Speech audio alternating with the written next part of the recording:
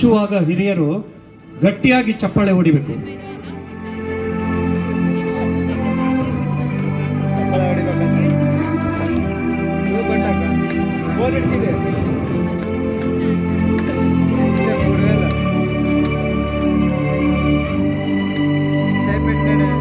Hallelujah. ಯೇಸು ಸ್ವಾಮಿಯ ಜನ್ಮದಿನದ ಒಂದು ಸಂಕೇತವಾಗಿ ಈ ಒಂದು ಕೇಕನ್ನು ನಾವು ಕಟಿಂಗ್ ಮಾಡ್ತಾ ಇದ್ದೇವೆ.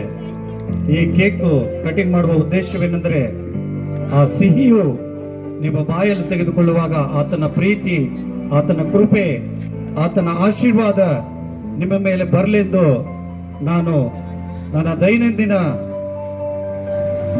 ದಿನಗಳಲ್ಲಿ ನಾನು ಪ್ರಾರ್ಥನೆ ಮಾಡ್ತೇನೆ. ಬಂದಂತ ನಿಮ್ಮೆಲ್ಲರಿಗೂ ಯೇಸು ಕ್ರಿಸ್ತನ ಮಹಾ ಕೃಪೆ ಆಶೀರ್ವಾದ ಇರಲೆಂದು ಕೇಳಿಕೊಳ್ಳುತ್ತಾ, ಮತ್ತು ಇನ್ನು ಕೆಲವು ನಿಮಿಷಗಳಲ್ಲಿ ಈ ಕಾರ್ಯಕ್ರಮ ಮುಕ್ತಾಯ ಮಾಡ್ತದೆ.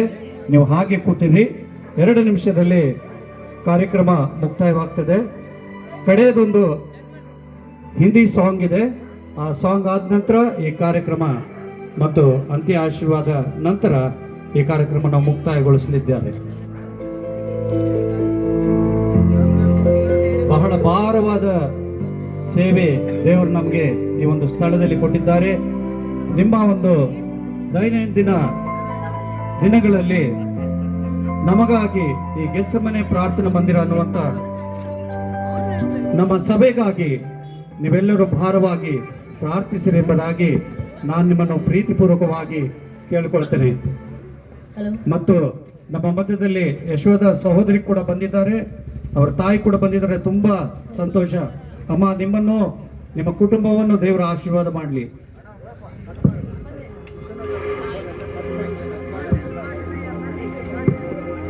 ನಮ್ಮ ಹಿರಿಯರು ನಾಮದೇವ್ ಅಂಕಲ್ ಅವರು ಎಷ್ಟೋ ಬಿಜಿ ಆದಾಗ್ಯೂ ಸಹ ಈ ಕಾರ್ಯಕ್ರಮಕ್ಕೆ ಬಂದಿದ್ದಾರೆ.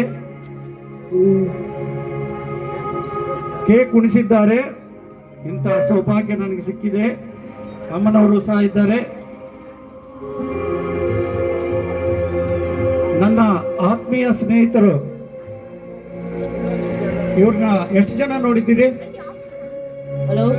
ಎಷ್ಟು ಜನ ನೋಡಿದ್ರಿ ಅಣ್ಣನ? ಕ್ರೈಸ್ತ ಒಂದು ವಿಷಯಗಳಲ್ಲಿ ಇವರು ಬಹಳ ಸಹಾಯ ಮಾಡ್ತಾರೆ. ಯಾವುದೇ ವಿಷಯವಾಗಿರಲಿ. ಹೋರಾಟ ಸಮಿತಿ ಒಂದಿದೆ, ಕ್ರಿಶ್ಚಿಯನ್ ಮಿನೋರಾ ವೆಲ್ಫೇರ್ ಅಸೋಸಿಯೇಷನ್ ಎಂಬುದಾಗಿ. ಅದರಲ್ಲಿ ಇವರು ಪ್ರೆಸಿಡೆಂಟ್ ಆಗಿದ್ದಾರೆ. ಇದಕ್ಕೆಲ್ಲ ಮುಖ್ಯ ಗೌರವಾನ್ವಿತವಾದಂಥ ನಮ್ಮ ನಾಮದೇವ್ ಅಂಕಲ್ ಅವರ ಮೂಲಕವಾಗಿ ಈ ಒಂದು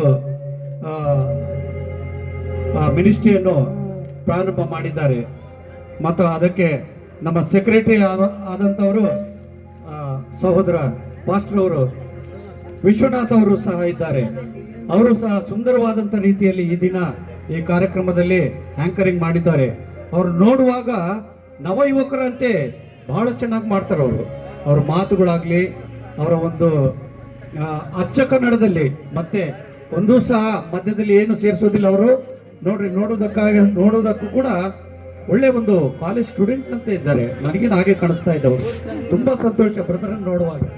ಯಾಕಂದ್ರೆ ಅವರಲ್ಲಿ ಸ್ವಲ್ಪ ಕೂಡ ಉಲ್ಲಾಸ ಕಡಿಮೆ ಇಲ್ಲ. ಅದೇ ಸಮಯದಲ್ಲಿ ಮತ್ತೆ ನಮ್ಮ ಮಾವನವರು ಸಹ, ನಮ್ಮ ಮಾವನವ್ರು ನೋಡ್ರಿ, ವಯಸ್ಸಾಗಿದೆಯಾ? ಹಂಗ ಅನಿಸೋದೇ ಇಲ್ಲ. ಸಹೋದರ ಮಾರ್ಟಿನ್ ಅವರು ಕೆಲವು ಸಾರಿ ನುಗ್ಗಿ ಮರ ಹತ್ತಿಸ್ತಾ ಇರ್ತಾರೆ. ಭ್ರಮೆಗೊಳಗಾಗಬಾರ್ದು. ಇರುವ ವಿಷಯ ಹೇಳಬೇಕಾಗುತ್ತೆ. ಯಾಕಂದ್ರೆ ನಿಜವಾದ ಒಂದು ಪ್ರೀತಿಯ ವಿಷಯ ಹಂಚಿಕೊಳ್ಬೇಕಾದ್ರೆ ಈ ರೀತಿ ಹೇಳಬೇಕಾಗುತ್ತೆ. ಇದು ನುಗ್ಗೆ ಮರ ಅಲ್ಲ, ಪ್ರೀತಿಯ ಸಂದೇಶ, ಪ್ರೀತಿಯ ಸಂದೇಶ, ಗಟ್ಟಿ ಮರದ ಸಂದೇಶ, ರಕ್ಷಣೆಯ ಸಂದೇಶ. ದೇವರು ಬಂದಂತ ನಿಮ್ಮೆಲ್ಲರನ್ನು ಆಶೀರ್ವದಿಸಲಿ. ನಿಮಗಾಗಿ ಒಂದು ವಿಂದು ಭೋಜನ ಸಹ ಇದೆ. ನೀವು ಪ್ರೀತಿಪೂರ್ವಕವಾಗಿ ಊಟ ಮಾಡಿ ಎಲ್ಲರೂ ಸಂತೋಷವಾಗಿ ಹೋಗ್ಬೇಕಾಗಿ ಕೇಳ್ಕೊಡ್ತೀನಿ. ಲಾಸ್ಟ್ ಕಡೆಯ ಒಂದು ಹಿಂದಿ ಸಾಂಗ್ ಇದೆ. ಅದನ್ನು ಮುಗಿದ ನಂತರ ಅಂತ್ಯ ಆಶೀರ್ವಾದ ನಂತರ ಎಲ್ಲರೂ ಊಟವನ್ನು ಮಾಡಿಕೊಂಡು ಹೋಗ್ಬೇಕಾಗಿ ನಿಮ್ಮನ್ನು ಪ್ರೀತಿಪೂರ್ವಕವಾಗಿ ನಾವು ಕೇಳ್ಕೊಳ್ತೇವೆ.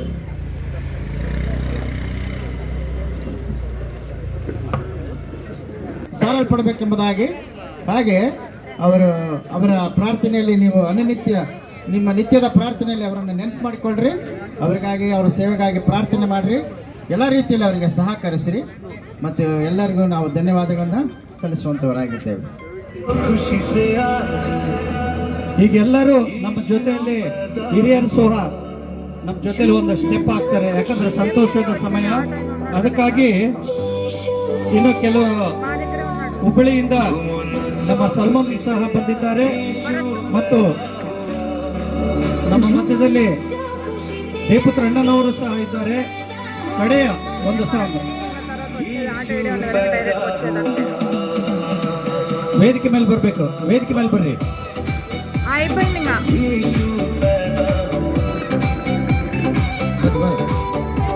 ಬರ್ರಿ ಮಕ್ಕಳು, ಕೇಲೇಬನ್ ಫ್ರೆಂಡ್ಸ್ ಎಲ್ಲ ವೇದಿಕೆ ಮೇಲೆ ಬರಬೇಕು.